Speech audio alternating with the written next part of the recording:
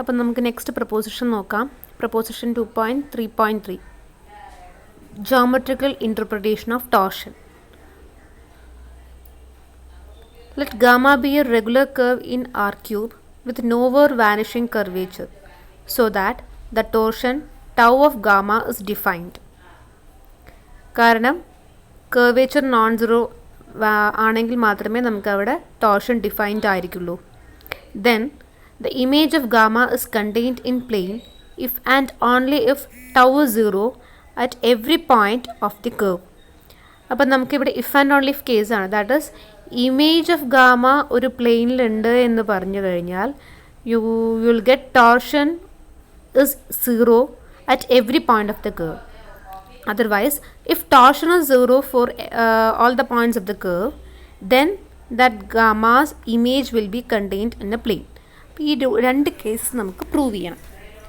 For that, suppose that the image of gamma is contained in a plane.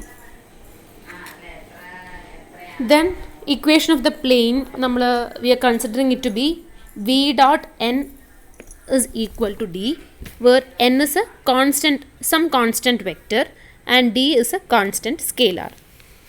Okay.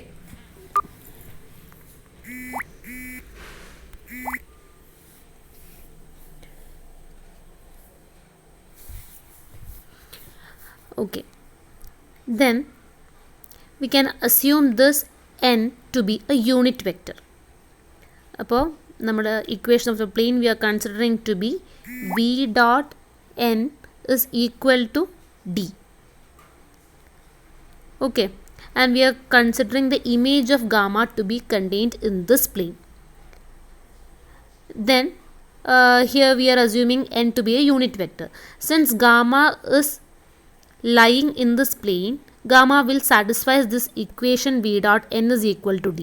That is gamma, here the vector is v. So we are substituting v by our vector gamma.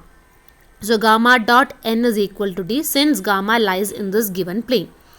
Now we are differentiating this equation. Then we will get gamma dot n plus gamma dot n dot is equal to 0. Okay, since d is a scalar, RHS will be equal to 0. Gamma dot is equal to our tangent vector, so we are representing it by the vector t. So t dot n plus gamma dot n dot is equal to 0. Since n is a unit vector, n dot will be equal to 0. So we'll get t dot n is equal to 0.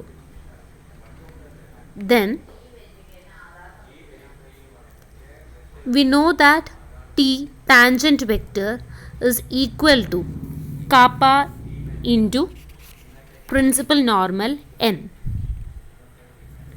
That is in the section space curve, when we defined curvature, we have taken this to be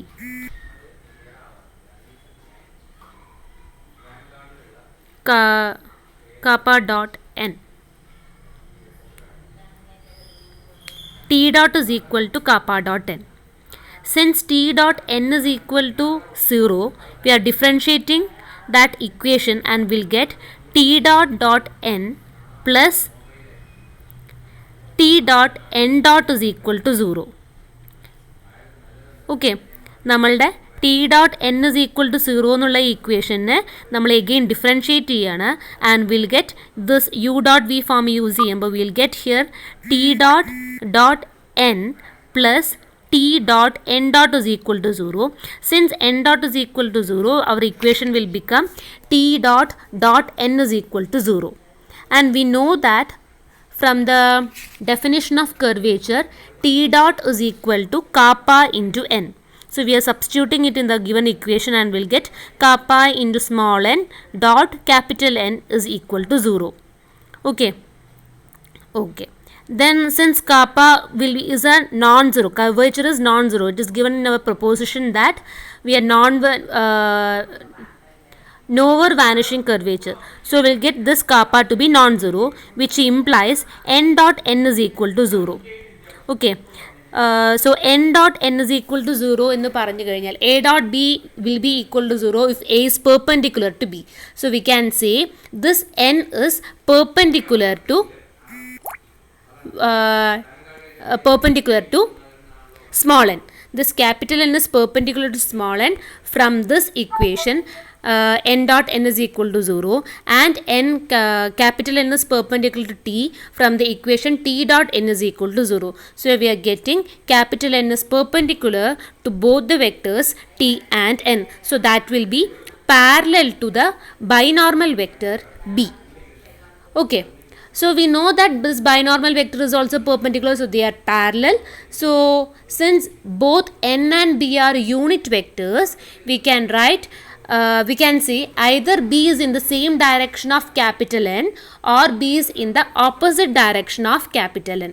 That is, b of s is equal to n for all s or b of s is equal to minus n for all s. Okay, in both these cases, b is a constant vector. Karanam, n is a unit vector and b is also a unit vector, and now we got that either b is equal to n or b is equal to minus n. So in both these cases, we will get b to be a constant vector. This is satisfied for all s. So that is a constant vector. Hence, since b is a constant vector, we can say b dot is equal to 0. Now, I'll tell you that, tell the reason for that. Since b is equal to kappa into n, okay, we are taking its norm, so we'll get norm b is equal to norm kappa into norm n. Since b and n are unit vectors, we'll get curvature, norm of the curvature is equal to 1, that is k is equal to plus or minus 1, which implies b is equal to either n or b is equal to minus n for all s. So that we get this b to be a constant vector, therefore b dot is equal to 0. And we'll substitute in the equation for tau. We know that tau is equal to minus n dot b dot, which is equal to 0. So we got the torsion to be 0 if the image of curve gamma lies in a plane. Now we'll prove the converse part. That is, if you take the torsion to be 0 everywhere, we'll get b dot is equal to minus tau into n, which is equal to 0. That is, b dot is equal to 0, which implies our binormal vector b is a constant vector. Okay, now we are considering the dot product gamma dot b, and we are differentiating it, and we'll get this to be gamma dot, by the product rule uv, we'll get u dash v plus v dash u. So d by ds of gamma dot b will be equal to gamma dot into b plus gamma into b dot. B dot is equal to 0. So we'll get the resultant to be gamma dot into b, that is equal to t into b, which is equal to 0. Since t is equal to t cross n, we'll get this dot product to be t dot t cross n. That is, a dot a cross n is equal to 0. That I have told in the previous class. One of the results of this vector equations only. Okay.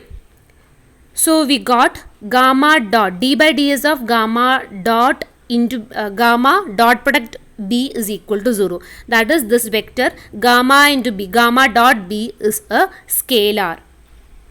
Okay, this cannot be a vector, but this is a constant, so we can say this gamma dot b is a scalar. Since dot product will be always a scalar, we will get this gamma dot b is a scalar. So we are considering it to be some d.